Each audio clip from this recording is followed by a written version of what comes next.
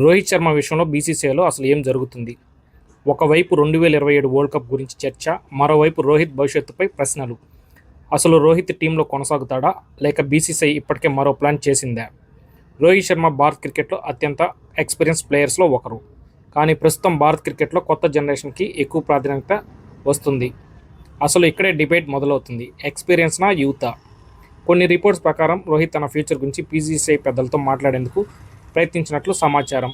కానీ ఈ రిపోర్ట్స్ అఫీషియల్గా కన్ఫర్మ్ కాలేదు. రోహిత్ ఇంకా కాంపిటేటివ్ క్రికెట్ ఆడగలడా? ఇదే ప్రధాన ప్రశ్న. Experience, big match temperament, pressure handling ఇవి రోహిత్కి పెద్ద అడ్వాంటేజెస్. 2027 వరల్డ్ కప్ వరకు ఇంకా సమయం ఉంది. అందుకే ఇప్పుడే రోహిత్ డెఫినెట్లీ అవుట్ అని చెప్పడం సరైనది కాదు.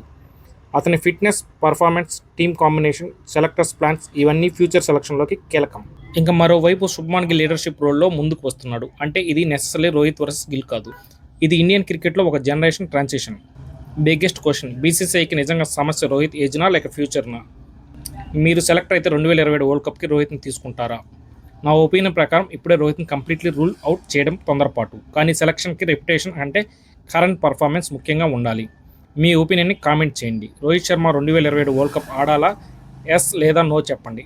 ఇలాంటి జెన్యూన్ క్రికెట్ అప్డేట్స్ కోసం బీఈకే స్పోర్ట్స్ని సబ్స్క్రైబ్ చేయండి. Thank you.